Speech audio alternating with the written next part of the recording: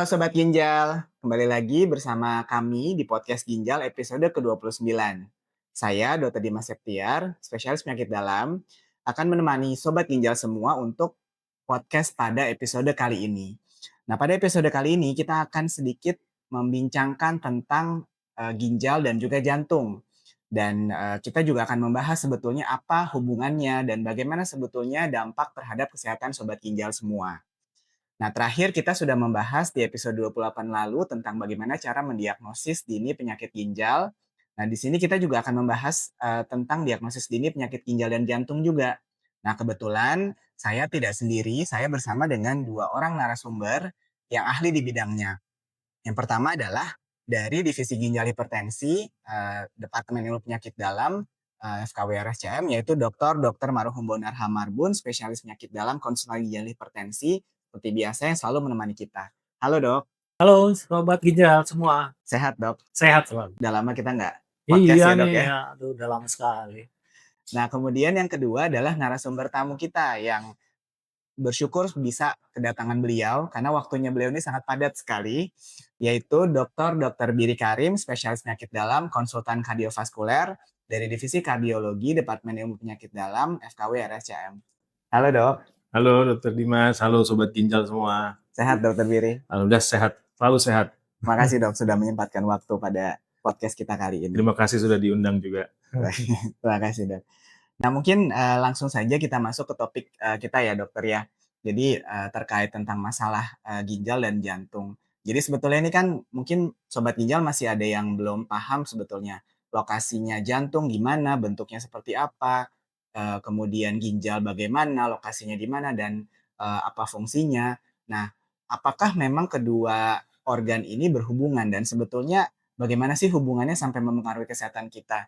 Mungkin Dokter Benar bisa sedikit menjelaskan dok hubungannya dari segi ginjal ya dok ya terhadap kesehatan jantung atau sebaliknya dok. Silakan dok. Baik, makasih kesempatannya Dr. Dimas. Ya, selamat pagi menjelang siang ya, sobat ginjal. Jadi kalau ditanya hubungannya jantung dengan ginjal itu memang kayak apa ya, kayak dua mata uang yang tidak terpisahkan. Karena kondisi ginjal dengan jantung itu akan terkait dengan fungsi hormon sebetulnya. Fungsi hormon itu bisa mengatur tekanan darah, mengatur cairan, mengatur keasaman di dalam darah, dan itu akan berakibat kalau tidak terkontrol ke jantung yang terganggu. Jadi intinya semuanya itu akan selalu terkait dengan regulasi yang ada di ginjal dan jantung yang bersama-sama sambil mengontrol volume cairan yang seimbang di dalam tubuh kita. Itu kira-kira. Iya dok. Mungkin ada nggak sih dok benang merah dok? Benang merah nih yang menghubungkan kalau ginjalnya bermasalah, jantungnya juga bermasalah dok. Iya, Kira-kira ada nggak dok? ya mungkin yang paling gampang menjelaskan itu adalah fungsi hormonal ya. Ada satu hormon yang tertentu yang selalu akan terkait dengan ginjal dengan jantung. Jadi kalau jantungnya terganggu, Hmm. ginjal pun bisa terganggu. Begitu pula sebaliknya, kalau ginjalnya terganggu, kemungkinan jantung pun terganggu. Itu nanti akan Dr. Biri sampaikan ada suatu sindrom ya, Hmm. suatu sindrom yang terkait dengan jantung maupun ginjal. Ginjal.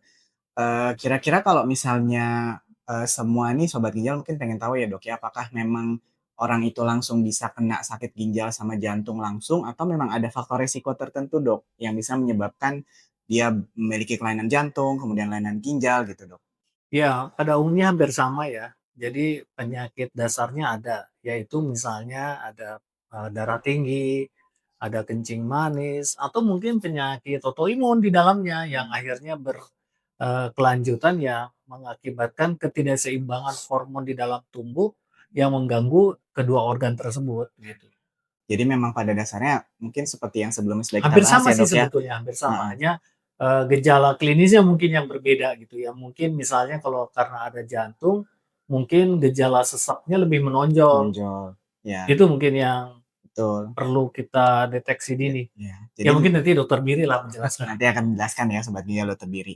Berarti memang secara umum dia tidak berbeda jauh dengan penyebab utama penyakit ginjal ya Iya dok ya. betul, sama. Tapi ketika tidak bisa dikendalikan seperti tekanan darah atau gulanya atau mungkin penyakit autoimun misalnya seperti lupus ya dok Ya. ya. itu dia juga ternyata bisa menyerang jantung. Nah, ketika sudah terjadi kelainan di jantung, ternyata ginjal juga bisa terpengaruh juga tuh satu sama lain. Nah, mungkin bisa, beri tanggapan Dokter Billy atau Hmm, pendapat iya. terkait, kondisi ini sebetulnya kalau dari sisi jantung atau ginjal itu seperti apa, Dok? Kalau dari jantung ya, Dok, ya? Mhm. Silakan, Dok. Iya, terima kasih tadi Mas. Jadi memang hubungannya dua arah ini. Jadi kalau kenapa dua arah? Karena kalau ada gangguan jantung, risiko ginjalnya akan terdampak juga besar dan juga sebaliknya. Nah, tentu apa yang terjadi pada jantung kalau ada gangguan ginjal, tentu kan kita kembali ke fungsi ginjal itu sendiri. Misalnya dia untuk metabolisme cairan, eee, retensi cairan, kemudian elektrolit semua kan diatur oleh ginjal. Nah, justru kalau kondisi ada gangguan ginjal, dia akan memperberat beban jantung. Maka tadi dokter Bora sampaikan, seseknya akan lebih hebat. Nah, itu betul. Jadi timbunan cairan di tubuhnya itu akan lebih banyak, ya sehingga, membuat pasien mengeluh rasa sesaknya akan lebih hebat. Sebaliknya, kalau memang kita tidak obati jantungnya yang terjadi yang kita kenal sebagai, cairan tertimbun berlebih atau kongestif ya kalau bahasa medisnya atau diagnosisnya ödem paru akut. Nah, itu membuat aliran darah ke ginjalnya tidak baik. Nah, begitu aliran darah ke ginjalnya nggak baik, nah itu pasti akan terjadi peningkatan atau gangguan fungsi ginjal yang ditandai oleh kalau kita cek lab darah, kreatininnya akan meningkat dan serta produksi urinnya juga akan berkurang. Nah, itu sudah penanda bahwa salah satu penanda bahwa sudah ada keterlibatan antara jantung dan ginjal. Baik, Dok. Jadi memang, di sini kita nggak bisa bilang mana yang duluan ya, Dok, ya, berarti jantung apa ginjal gitu, atau ginjal atau jantung ya, Dok, ya? Maksudnya mana ayam, mana mana induk gitu ya. Jadi kalau memang sudah ada komplikasi, akibat dari hipertensi atau diabetes, mungkin otomatis kedua hal tersebut juga sudah, mungkin ada pada pasien ya, Ya bersamaan.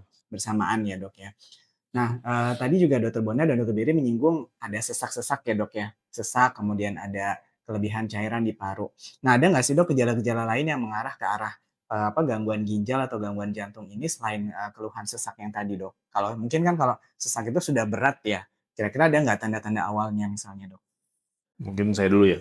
Ya, Silakan Dokter Willy. jadi kalau, sudah ada gangguan jantung terutama dan memperberat fungsi ginjal, disertai sesak nafas, ada keluhan seperti bengkak, bengkak kaki. Mmm, Kemudian sudah ada keterbatasan aktivitas. Jadi pasien mhm, biasanya ngeluh gampang capek.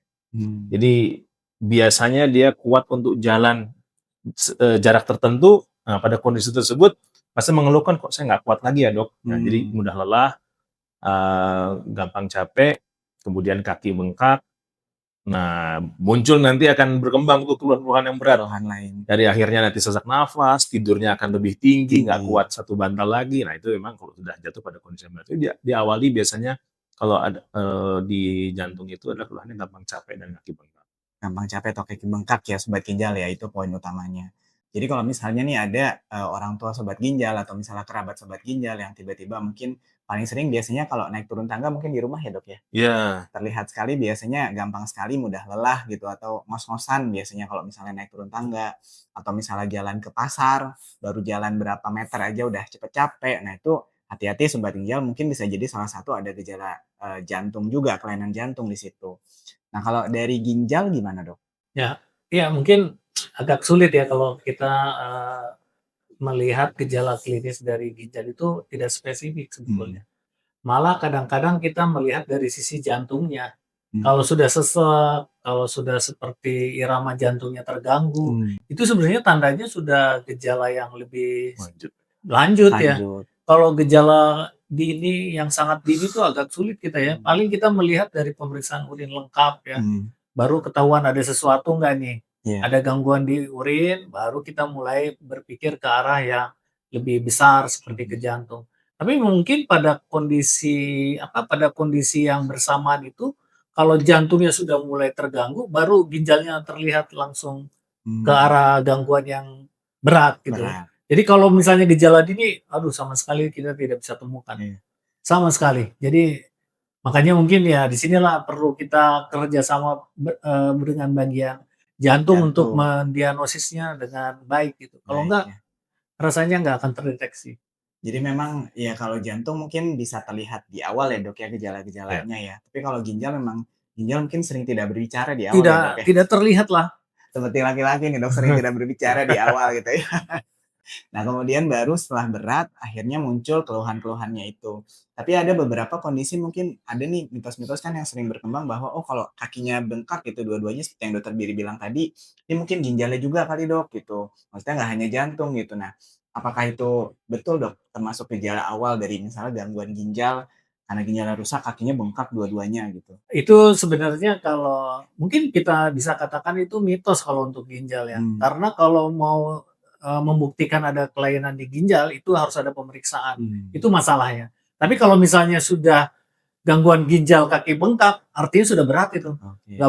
nggak mungkin ringan itu, Nggak mungkin ringan ya, Dok, ya? ya. Jadi memang sudah tapi maksudnya berarti, gangguan yang kaki bengkak tuh bisa jadi gangguan ginjal, tapi kalau itu sudah berat Sudah sekali ya, berat Dok, ya? biasanya, ya. Tapi ketika pas di awal, itu tidak seperti gangguan jantung, itu sulit untuk dibedakan untuk gangguan ginjal, gitu. Nah, jadi kalau misalnya sobat ginjal nih, punya, kerabat atau punya saudara dengan faktor risiko tadi ya, terdiri ya, ada hipertensi, diabetes, kemudian ada sakit misal autoimun. Nah, kira-kira yang bisa dilakukan untuk, mendeteksi dini itu apa? Ya, tentu memang kalau dari pendekatannya harus multidisiplin, artinya harus harus sama-sama lah, harus tim ya, karena juga melibatkan 2 organ yang berbeda. Tapi yang pasti pemeriksaan penunjang jadi penting. Untuk jantung, untuk mendeteksi ada kelainan jantung, 2 pemeriksaan yang perlu kita, eee, lakukan adalah pertama kayak foto ronsen dan EKG Mmm, untuk sebagai pemeriksaan dasar ya, mmm, dan awal. Baru kita nanti berkembang temuan apa yang kita dapatkan dari pemeriksaan dasar tersebut, yang lebih spesifik biar kita lebih detail lagi nanti, tapi itu mmm, kelanjutannya. kelanjutannya. Oke, jadi ada foto ronsen dada ya, Dok, ya, Iya, sama rekam jantung. Nah, ronsen dada apa yang dilihat, Dok? Kan banyak yang bilang bahwa, oh ronsen dada kan hanya untuk paru-paru oh gitu ya, Dok, iya. ya. Nah, itu maksudnya yang dilihat tuh bagaimana, Dok, maksudnya? Biar sobat ginjal nggak bingung nih, Dok. Iya, biasanya ditandai kalau dari ronsen dada kita bisa menilai pembengkakan Mmm, jantung. Terus aortanya elongasi bahasanya atau mmm, membesar. Jadi ronsen. itu terus pinggang jantungnya juga kita bisa nilai dari foto ronsen. Mmm, Nah, kalau dari EKG banyak hal yang bisa kita nilai dari pembengkakan, dari irama jantung, jantung koroner, eee irama ya? irama, ya jadi banyak yang bisa kita dari situ nanti kita bisa menjadi referensi atau dasar untuk pemeriksaan lebih lanjut. Oke, jadi hanya dengan 2 pemeriksaan itu aja kita bisa dapat banyak Iya, informasi ya, Dok, ya. Jadi sobat ginjal juga foto ronsen ini juga bukan hanya untuk paru-paru, misalnya untuk TBC atau infeksi paru, tapi ternyata bisa untuk evaluasi jantungnya juga. Nah, kalau dari segi ginjal gimana, Dok, untuk deteksi dininya? Kan apakah sama nih seperti yang podcast-podcast kita sebelumnya kan membahas untuk deteksi dini penyakit ginjal itu ada beberapa poin nih, Dok, dari pemeriksaan. Nah, untuk kasus yang dengan gangguan jantung sama ginjal ini apakah sama, Dok? Iya, saya kira sama lah seperti yang kita bicarakan sebelumnya ya. Yang paling penting itu kan sebenarnya penyakit penyertanya apa sih sebetulnya? Mmm, Itu yang kita tanyakan pertama. Ya iya, seperti tadi yang disebutkan ada darah mhm, tinggi sebelumnya, ada mhm, kencing kencing manis, atau manis, ada penyakit berat sebelumnya lah yang mengganggu mmm, kondisi kondisi fisik secara fisik, keseluruhan. mhm, Nah, kemudian baru pemeriksaan yang dibutuhkan ya, yang bersama-sama dengan jantung. jantung, Kalau dari kami, pemeriksaan laboratorium adalah yang paling mudah ya urin lengkap, urin baru lengkap, fungsi ginjalnya, mmm, baru kita nanti ya sama-sama lah dengan, dokter jantung untuk oke, melakukan penilaian apakah benar ada gangguan jantung. tuh, Kadang-kadang kan kalau yang ringan itu kan bersama-sama ya, iya, keluhannya bersama-sama, ada gangguannya bersama-sama. bersama-sama, Makanya kita sebut apa, sindrom oke, sindrom kardiorenal lah katakan ya. oke, Tapi itu memang bahasa yang sangat, jarang medis ya, Dok, ya, jarang jarang didengar dipakai, sama teman-teman kita ya, sobat iya. ginjal ya. Tapi juga memang ya terima kasih Dok. Jadi memang, sobat ginjal nih ternyata, yang dijelaskan Dokter Biri terkait 2 pemeriksaan tadi, foto ronsen, rekam jantung, Dokter Bana juga menjelaskan ada pemeriksaan urinalisis, pemeriksaan fungsi ginjalnya dari darah ya Dok ya. Dari data. Nah itu bisa dilakukan bersamaan di awal ketika, mungkin sobat ginjal punya kerabat atau mungkin punya orang tua yang dengan faktor risiko tadi. Jadi itu harus dilakukan screening atau deteksi dini di awal. Kemudian untuk, tata laksananya nih, Dok, maksudnya secara umum apa sih yang bisa dilakukan, sebelum sobat ginjal atau mungkin kerabat sobat ginjal itu, bisa berobat gitu Dok ya? Maksudnya misalnya mungkin apakah dari segi aktivitas atau dari segi dietnya itu gimana Dok mungkin? Kalau untuk, penyakit dengan yang Dokter Bonar bilang tadi sindrom kardiorenal atau ada hubungan antara gangguan ginjal dengan jantung? Ya Silakan Dok. mungkin kalau secara umum sih, jelas kalau ada gangguan cairan berarti cairan yang dibutuhkan harus dibatasi dulu mungkin yang pertama. Kemudian elektrolit ya, elektrolit itu yang paling mengganggu yang kaitannya dengan tekanan darah seperti natrium, itu Mmm, natrium juga harus kita mulai batasi. Kalau dia terkait dengan, metabolik seperti mmm, kencing manis berarti mhm, gula darahnya harus kita kontrol. mmm, Itu aja mungkin yang paling mudah kita atur ya. oke, Jadi di samping nanti obat-obatan, dokter lah yang menentukan menentukan, obat apa yang harus dilakukan. mmm, Namun yang paling penting lagi sih sebenarnya, diet itu menjadi pilihan utama untuk mengatasi mmm, semua problem yang ada di jantung maupun di ginjal. ginjal, Ya mungkin nanti dokter Billy akan menambahkan juga ya, bagaimana mengatur cairan. mmm, Kadang-kadang di ginjal itu polemiknya adalah kita harus memberikan cairan yang cukup, iya, sedangkan dari jantung membatasi cair, cairan. Nah itu kita harus cari jalan tengah nih, di tengah-tengahnya kita sedikit lebih banyak, tapi sedikit lebih iya. sedikit. Kelebihan takutnya jantungnya Iya bermasalah, iya iya. kekurangan nanti Iya ginjalnya iya. kering ya, Dok, ya Nah istilahnya gitu. Iya. itu polemik yang kadang-kadang kita harus cari jalan tengahnya bersama-sama dengan dokter jantung. Betul, jadi prinsipnya adalah tadi ya berarti ya, Dok, ya, mungkin untuk kedua hal ini ada, pembatasan cairan, cuman pembatasan cairannya seberapa banyak atau seberapa optimal mungkin nanti Dokter Diri bisa bantu jelasin, Dok. Kemudian untuk, dietnya mungkin diet yang paling penting rendah garam ya, Dok, ya? Iya, Rendah rendah garam. garam atau natrium. Kemudian yang ketiga adalah, kondisi untuk, mengatasi atau mengontrol faktor resikonya, dari tekanan darah atau dari, gulanya ya. Mungkin garam, gula, atau mungkin kan banyak nih yang, dari Kemenkes ya, Dok, ya, garam, gula, dan lemak, gule ya, Dok, ya. Itu tetap dipantau dan harus diikuti dengan, ketat, terutama pada yang memiliki faktor resiko. Nah, kemudian untuk cairan Dokter Giri, Iya. gimana Dok, menurut Dokter Giri, Dok? Jadi sebetulnya pembatasan cairan yang dibutuhkan itu betul. Pada mereka yang ada gangguan jantung itu memang kita nggak boleh kasih cairan berlebih. Mmm, Tapi yang penting adalah bukan sekedar membatasi, tapi monitoring. mmm, Artinya monitoring adalah kita harus betul-betul mengukur yang masuk berapa dan yang keluar berapa. mmm, Yang dia minum berapa, yang dia keluarkan melalui urin, berapa? pipisnya itu berapa banyak. Jadi jangan sampai terlalu banyak, jangan sampai terlalu sedikit. Oke, Biar biar ginjalnya terjaga, jantungnya juga terproteksi. proteksi. Sehingga bisa terhindar dari risiko sindrom kardiorenal tersebut. Nah, tapi tidak kalah pentingnya adalah self awareness-nya. Mmm, Kenapa saya bilang self awareness? Ya tentu eh, sobat ginjal harus tahu juga bagaimana mengenali gejala mmm, dan ya tentu rutin periksa ya mhm, agar terdeteksi secara dini. Begitu menurut aku, oke. Mas. Ya berarti, intinya tadi selain self awareness atau sadar diri maksudnya ya, Dok, ya, sadar akan faktor resiko, kemudian juga, berarti untuk mengukurnya itu dia harus, sobat ginjal mungkin harus mencatat ya, Dok, ya? Iya, Jadi mencatat, bisa mencatat di buku atau mencatat di handphone hariannya, asupannya berapa banyak, kemudian, air seni yang keluar berapa banyak, itu juga nanti iya. dicatat dan dijumlahkan ya, Dok, ya? Dan pendekatannya individual. Ada yang Oh, misalnya kita inginkan pembatasannya ketat, ada yang sedikit agak longgar. Nah, itu individual tergantung oke. kondisi jantung setiap orang. Karena kan jantung sendiri begitu kita evaluasi lebih lanjut, kemampuan pompa jantung tiap pasien gangguan jantung beda-beda. Mmm, Mungkin mereka yang pompanya rendah tentu kita lebih agresif dalam mentakar berapa banyak cairan yang boleh diminum atau dikonsumsi mhm. pasien. Tapi mereka yang pompanya baik atau yang sudah stabil dari yang pompanya buruk itu mungkin agak lebih toleransi lah Longgar jumlah gitu ya, cairan, Dok, lebih ya? longgar ininya, jumlah cairan yang bisa dia minum.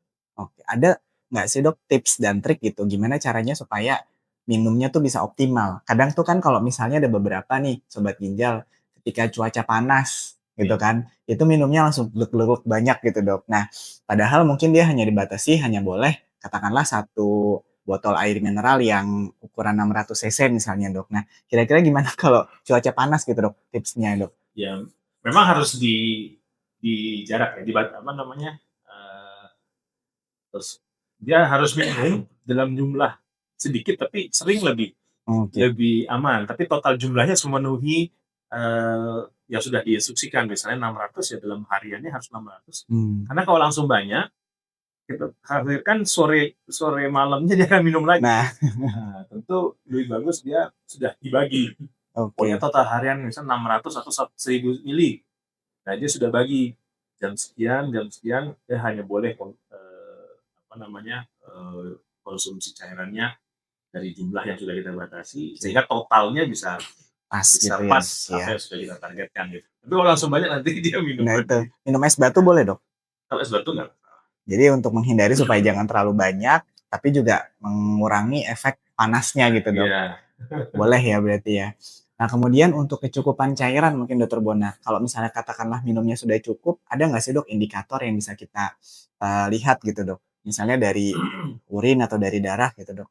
Ya kalau secara umum sih sebenarnya orang normal itu kan, berkemih yang kita lihat ya. Jumlah urin yang keluar tuh rata-rata 1 sampai 1,5 liter, kalau tidak melakukan aktivitas apa-apa. Tapi kalau sampai cuaca yang terlalu panas, itu kan pasti akan menyebabkan orang cepat haus ya. Jadi minumnya lebih banyak dan kencingnya juga pasti akan relatif sedikit lebih kurang gitu ya, Kurang. karena lebih banyak keluar melalui keringat.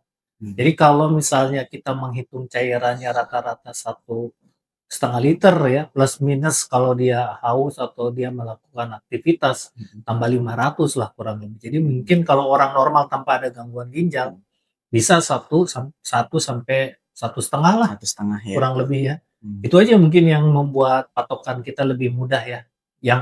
Yang jelas sih kalau kita bisa sedikit tadi dibilang, Dokter Biri, mencatat berapa banyak cairan yang masuk, terus berapa banyak yang keluar melalui air, berkemih, itu mungkin yang paling ideal. Jadi setiap orang itu memang akan berbeda karena ada kebutuhan yang lain. Kalau Lain. misalnya olahragawan ya pasti akan lebih banyak Banyak. ya, nggak mungkin 1,5 liter, Nah gitu itu, Dok. kira-kira. Oke. Tapi memang mencatat ini kadang-kadang nggak menjadi kebiasaan Nah. kita. Tapi kalau itu udah dimulai untuk kehati-hatian, itu akan jadi seperti yang secara otomatis lah kita kerjakan. Jadi terbiasa ya, Dok, Terbiasa ya? lah. Cuman kalau misalnya ada beberapa nih, Dok, misalnya udah, lansia ya, katakanlah untuk menulis atau untuk menghitung jumlah gelas yang diminum juga kadang sudah lupa, Dok. Nah Ya kira-kira kalau lansia mungkin, lebih strict ya, karena dia kan biasanya lebih sedikit itunya, produksi urinnya. Jadi mungkin kalau kita hitung secara, umum, kalau orang tua di atas lansia itu umur berapa sih? Di atas 65 ya? Itu biasanya dibatasi cairannya kurang lebih 1 liter. Karena kalau lebih nanti ganggu jantung, kekurangan ginjal yang terganggu. Ya kita harus saling Seimbang ya, mengingatkan Dok. untuk bisa terjadi keseimbangan cairan. Kalau warna urin bisa jadi patokan nggak, Dok? Udah cukup minum cairan? Sebenarnya, itu hanya menggambarkan, kepekatan sih sebetulnya, kepekatan dari jumlah cairan yang cukup atau Urin. tidak. Makin warna kuning ke arah yang gelap, artinya dia kekurangan cairan. Tapi memang ada tanda-tanda yang lebih abnormal ya, seperti kemerahan itu artinya memang ada darah. Tapi kalau orang kekurangan cairan itu namanya lebih gelap gitu, dari kuning ke arah yang lebih gelap. Seperti teh mungkin Ya, ya, Dok, ya? seperti teh. Berarti untuk indikator warna urin mungkin masih bisa dijadikan patokan, Dok? Ya Seberapa secara cukup kasar sih secara mungkin bisa kasar lah ya? ya. Oke, jadi kalau Secara misalnya ada yang kasar. lupa udah minum berapa banyak gitu, Dok, Oh iya. berarti maksudnya kadang Kalau minumnya cukup, air kencingnya lebih jernih. gitu ya? Oke, baik. Makasih Dokter Bona, Dokter Biri. Nah, mungkin yang terakhir nih, Dok, sebelum kita tutup. Ada nggak sih, Dok, mungkin, obat-obatan ya kira-kira yang khusus bisa untuk membantu misalnya, memperbaiki kondisi jantung dan ginjal ini, Dok? Jadi kan mungkin kalau misalnya sesuai faktor resiko, ya kalau ada darah tinggi kita minum obat darah tinggi. Kalau misalnya obat diabetes, kita minum obat diabetes untuk mengendalikannya. Kalau minum obat lupus, maksudnya ada lupus, kita minum obat, lupus ya untuk mengendalikan, faktor resikonya. Nah kira-kira ada nggak, yang obat-obatan yang mungkin khusus, Dok, yang memiliki efek yang cukup baik gitu ya, untuk membantu kondisi ini, Dok, kardiorenal? Ya mungkin Dokter Biri bisa lebih detail ya. Jadi ada obat yang lebih bisa dikatakan obat yang revolusioner ya. Mmm. Jadi obat ini bisa bekerja di kedua organ, Oh. organ jantung maupun ginjal. Mmm. Karena obat ini bekerja bisa membuang natrium ya, elektrolit salah satu elektrolit yang akan mengganggu tekanan darah. Jadi Mmm. karena dia berlebih di dalam tubuh, Dibuang. dikeluarkan dengan obat tersebut mengeluarkan, natrium. Nah, Mmm. dengan turunnya natrium akan menyebabkan keseimbangan tekanan darah di dalam tubuh. Begitu Oke. pula ada lagi yang lain adalah, glukosa. Glukosa yang berlebih juga kan Mhm. kalau dia kencing manis dia lebih terkontrol lagi. Mmm. Karena dengan membuang glukosa yang tidak terlalu terpakai melalui ginjal dia bisa mengeluarkan itu dengan tujuan untuk menyeimbangkan kadar Menyeimbangkan. gula darahnya. Nah, secara keseluruhan sih cairan di dalam tubuh akan berkurang. Mmm. Karena cairan yang berlebih itu mengganggu jantung, Mhm. itu akan menurunkan, aliran darah ke dalam jantung ya. Jantung. Beban Jadi itu kerja jantung juga jadi berkurang ya, Dok, beban ya? jantung berkurang. Nah, itu yang kita sebut sebagai obat yang sangat revolusioner lah. Mungkin Dokter Mmm. Biri bisa menambahkan.